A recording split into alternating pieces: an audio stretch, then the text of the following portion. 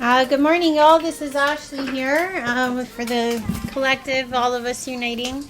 This is going to be my third time making this video because for some reason, whenever I make these videos, my voice gets cut off, ironically. So I'm trying with my computer this time and we'll see what happens. Just making breakfast for me and my son. So bear with me here. But what I did want to talk about today was another thing that I saw. As you guys know, I've been going through Revelations for some of my life, looking for this time of ends and or this time of beginning. Yummy, yummy. Yeah. He's so cute. And as we had talked about the last time, or what I talked about the last time about the river Euphrates, I just want to let you guys know that I've attached a video about this. It looks like they've been finding some pretty interesting things there, so I just wanted to point that out in a video clip that I've added in the comment section, or sorry, the descriptive section. It's just a little clip, just so you could see what I was saying. But as I was following along in the book, after that passage, which is passage 16, there starts to move into 17 and 18. Just bear with me here. Oh, okay, so I got it. So we're back to where we were with the 16th and the 17th. So right before or right after the 200 million and the kings rising in the east, there is this talk about like a violent earthquake of the great city that was split into 3 parts, and the cities of the nations fell. God remembered great Babylon and gave her a wine cup. So there's this reference to like this great earthquake that causes, honey, eat your breakfast. The reason why I'm so interested in this is because, like, for those of you that have been following my videos, right before the 16th, the 17th passage that we're talking about today is the 14th, which talks about the 144,000 and those lambs that are going to be, let's see, what does it say here? Says, then I looked, there was the lamb standing on the Mount Zion. These follow the lamb wherever he goes. They have been redeemed from humankind as fruits of God and the lamb. And in their mouth no lie was found. They are the blameless. So I have a feeling that last year in February, when I made my video, when I first was coming on, things just kind of coincided this way, where I said I had like a year to get in the game, and now it's February next year. So I feel like the lambs were all rising at that mark. And what we've been facing, or at least what I've been facing this last year, is like being bombarded by all these like negative energies, everything to slow me down, everything to stop me from getting on my path. And I feel like this era just ended after, at least in my life. And I'm pretty sure the other 144 might be going through this. And I just wanted to touch upon the next excerpt, which talks... It's okay, honey. Mommy's just making a video. The next excerpt that talks about this violent earthquake splitting up a city or a nation into 3. So that got me thinking. I was like, where is this earthquake, or where did it hit? And here we have, if you could see here, we have it was right in between where Turkey and Syria meet.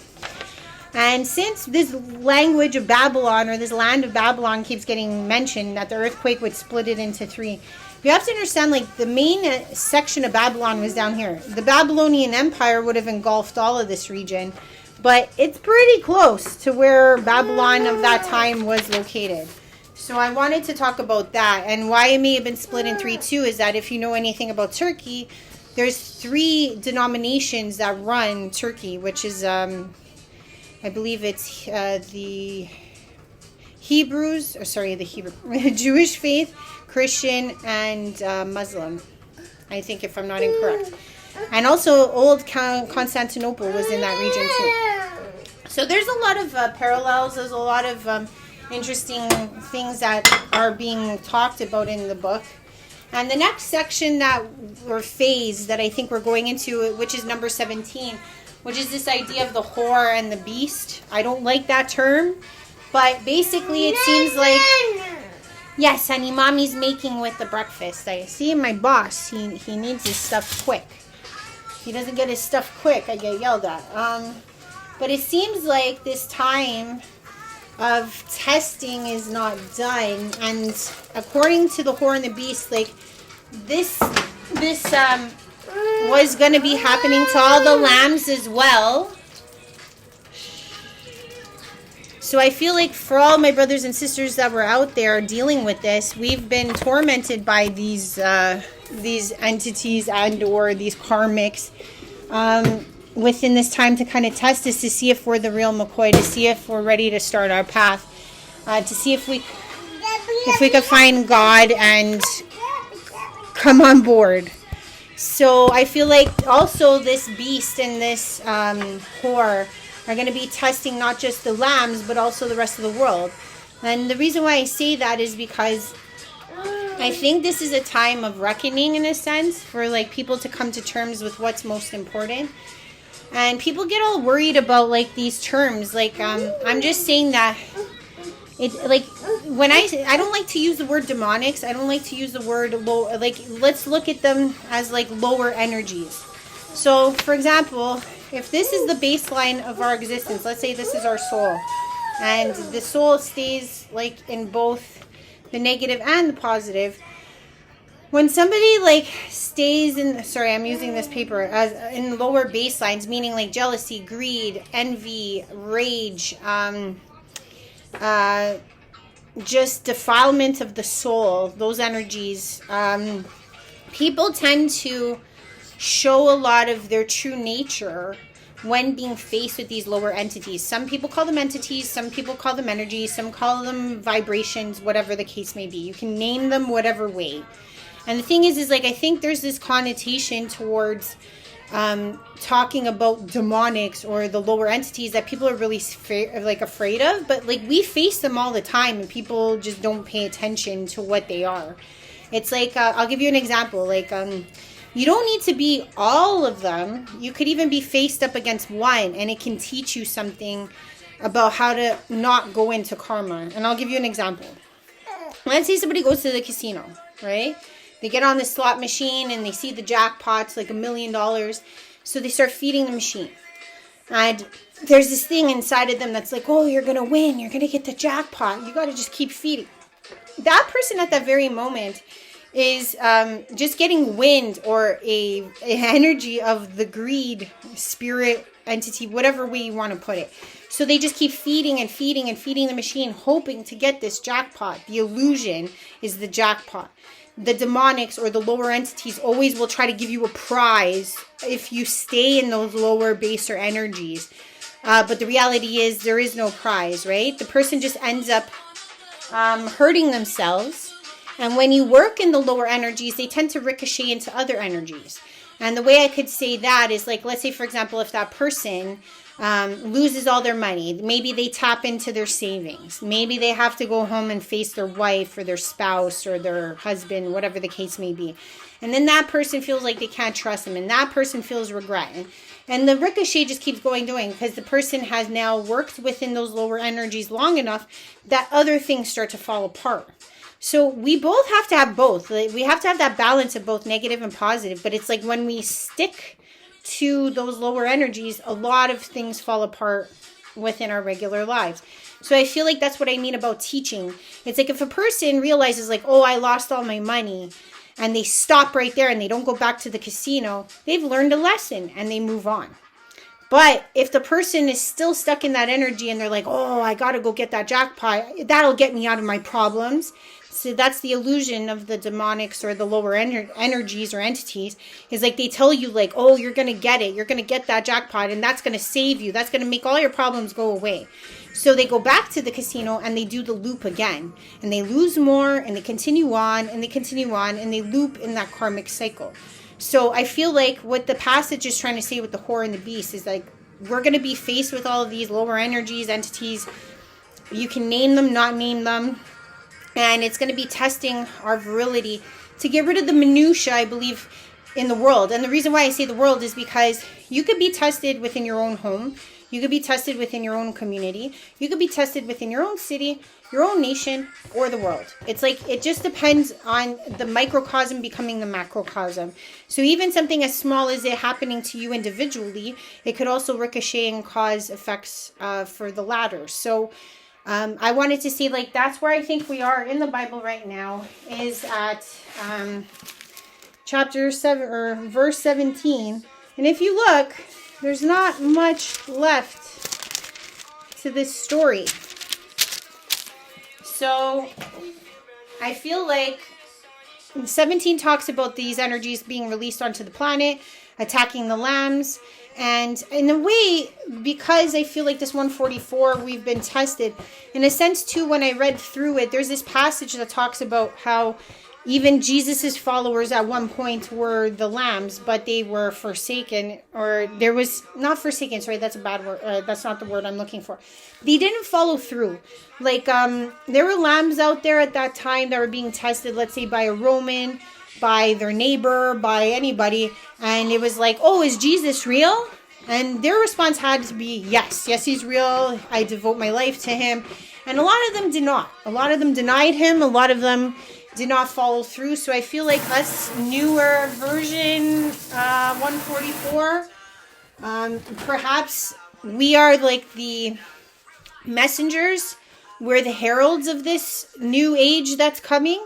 And I don't know if it's because JC's coming down himself. The book talks about that, but I'm not like trying to be prophetic or anything. Like, and the reason, if you know, I'm not religious. Like, I was just told my entire life to use this book, to follow suit. But it's like, you can name this whatever way you want to put it. I don't know if it's a consciousness that's coming. I don't know if it's a physical person that's coming. I just feel like this wave of change is going to happen regardless. So all these negative energies are being released on the earth. Get rid of all the minutia. Show people where they stand.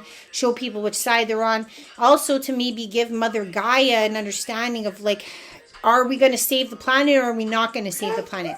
And this all is interconnected. The way we look at the lower energies, the way we step away from them, the way we take hold of our uniqueness, our goodness, is the only way we're gonna, like, basically take over this planet. Because when people get so sucked into all these lower things, like, for example, somebody who buys a Birkin bag that's for like $3,000. It's like, is that really going to save you at the end of the day? Like, that $3,000 could have fed a whole, region of people and given them hope. And, it's like, what are you putting your energy into? That's basically what I think is being tested right now. Because I'm not talking about, like, oh, you shouldn't have Birkin bags and stuff. But it's like, does that Birkin bag really help you at the end of the day? Does that Birkin bag bring you hope? And it's like, people keep saying to themselves, like, oh, if I have this, or I have that, or I have this, then I am that, then I am this. And in this time, it's like, you need to realize, like, once those things get taken away, if you don't have the bag, if you don't have the clothes, if you don't have the car, are you still you? Can you stand in that? Can you say, like, I'm still great without these things? And I feel like these energies, like the whore and the beast, like, they're going to come and show us, like, what we're really made of. And it's like, does your soul have enough gumption to be like peeled, and still will you stand? Like, that's kind of what I think is going on in this time. So don't be scared of it. Like, if all those things fall away, like if you lose the car, you lose the shoes, you lose the bag, you're still you. So you just need to kind of hold tight into what that is. And I'm not saying that I'm even somebody who knows everything about that. I've been going through this trial this last year, and I'm finally getting out to the other side, I hope. But yeah, I just want to come on and talk about that. And like I said, I keep following. I left a clip about the Euphrates and all the interesting things that are being found. So if you're interested in knowing more about that, the clip is in the description. But I did want to say one last thing about the verse where it says, the kings of the earth committed fornication. They will make war on the lambs. Those with him are chosen. And the reason why I'm saying that is because all of us on YouTube, it seems like so many of us are coming out, and so many of us are heralding and talking and prophesizing and profiting. And I feel like the change in the air is there. So please, like, if you're not, or if you see my video, you see other videos, ask questions. you know, all of us need to get involved. It doesn't matter if we're chosen, not chosen. Like, all of us need to get in on this, because Mother Gaia is going to basically decide what she wants soon enough. And we can all see it with all the floods, with all the earthquakes, with all the volcanoes erupting. It's like, you know, the burning forest fires, the lack of oil on our planet. Like, there's so many, sorry, honey, I'm just getting you your Ovush. There's so many signs out there. Like, I don't need to be here with my book. It's everywhere. You can see it everywhere. Freaking aliens just took over. They came over Canada. Like, I told you, like, if people don't get shit together, the aliens are going to make sure that it happens, because they're not going to let Mother Gaia go. They're going to protect the planet at all costs, because this is like a huge vessel. Like, you have to understand, like, this is a beautiful entity in space. They're not going to let some undeveloped small minds destroy something of the creator. So it's like, you gotta pay attention to the science. It's not all about things and you know, that's all I want to say. I hope that helps you, and I love you guys, and rock on 144. We're doing what we need to do. Ciao.